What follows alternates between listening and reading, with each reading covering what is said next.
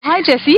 Hi. Thanks a lot for agreeing to have this interview with us. Could we start by a personal introduction to yourself? Well, my name is Jessy and I came to Cape Town about 10 years ago and I started working in tourism, so I'm a tourism entrepreneur. I organize trips for people coming mainly from the Netherlands, where I'm from. I came to Cape Town with the idea that I was going to stay here for 5 months, but that's now 10 years ago. My background is in hotel management and that's actually why I came out to Cape Town. I was in the pre-opening team of a hotel. After my 5-month project 10 years ago, I decided to stay because I saw a lot of opportunities here and I really thought the quality of life was very good. I think it's mainly the weather and the beauty of the city, that you can be in nature, 2 minutes from your house, which is very unusual in Holland, where everybody's kind of packed on top of each other. So I think there's the space here that is really incredible. If you look at this park here, which is just in the middle of the city basically, and there's so much space, and that is something that I really enjoy here. I'm passionate about lots of different things, which is often a problem. In Cape Town I'm passionate about hiking. Lion's Head is a beautiful mountain to hike. I'm passionate about making the world a little bit a better place.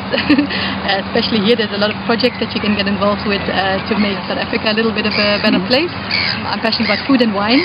The wines are incredible and the restaurants are incredible as well. Recently, about 5 months ago, I adopted a little girl, so I'm passionate about her as well. People ask me, do you think you ever go back to Holland? And I'm like, well, if I don't like it, I'll go back to Holland. I'm staying here because I love it here, because I see opportunities here, because my life is good here. In Cape Town you might not feel as if you're in Africa, but there are challenges that you have to deal with, and you have to become very patient when you move here. You have to see everything as a project. You can't just quickly open a bank account, or you can't just quickly get your permits, or you can't just quickly get a telephone or something. Everything is kind of a project. You have to just go with that flow, and it doesn't really help to get angry or to get frustrated, because that's not going to help you. You just have to go with the pace of the country, which is sometimes quite slow. If you were to describe it in 3 sentences, how would you describe Cape Town? Beautiful and never boring, and always something new happening. At the same time, it's not corporate, so if you're looking for a corporate, fast-tracked, well-paid career, you have to go to Johannesburg. And one thing that I also miss in Cape Town is really a little bit the integration of black and white people. It's quite separated still, because, I don't know why that is, but Johannesburg is much more integrated. Could you say that would be what you like least about Cape Town? Yeah, that's what I like least about Cape Town. And then the fact that you always have to chase people. They hardly ever reply to your first email or your first phone call. So you just have to chase up everything. When people tell me that, South Africa, third world country or whatever, and then I think, well, I have to write to you 5 emails before you take my booking or before you get into action. I'm like, well, clearly you're already busy enough, or something else is more important. And then on the other hand, what is it you like most? The natural beauty. The natural beauty of the city. Would you say when you came here you experienced something like a culture shock? Not right away when I came here, but while setting up my business and starting to have clients, there were a few things that were quite interesting. Like, for example, I was very happy that I had my first client and I paid my supplier, and then the supplier asked me to send a proof of payment. And I was like, a proof of payment? I'd never heard of something like that in Holland, when somebody tells you you paid, you paid. So I thought, gosh, they must have bad experience. They must have bad experience with Dutch clients, or I don't know.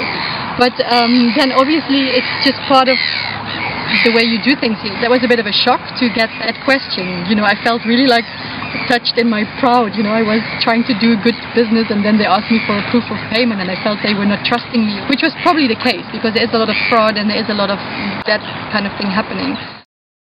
And does that sometimes lead to you missing your home? No, I must say I hardly ever miss my home, although now with having a daughter I would love to be more close to my parents and my brother.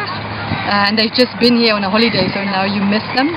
But in general, with all the social media going on, the Facebook, the sharing of pictures, and also not having any time difference with Holland, it's very easy to stay in touch, so that I wouldn't miss. Watch the entire interview on whatsitlike.tv. Our interviewee shares personal experience about all aspects of living abroad. For example, what's it like to integrate and make friends? What's it like at work and in business? What's it like to live in the city? What's it like to bring a partner and kids? We have prepared for you hundreds of candid, real-life accounts of expatriates who are actually there. It is almost as if you call them directly. See you on what'sitlike.tv and get all your answers before you move.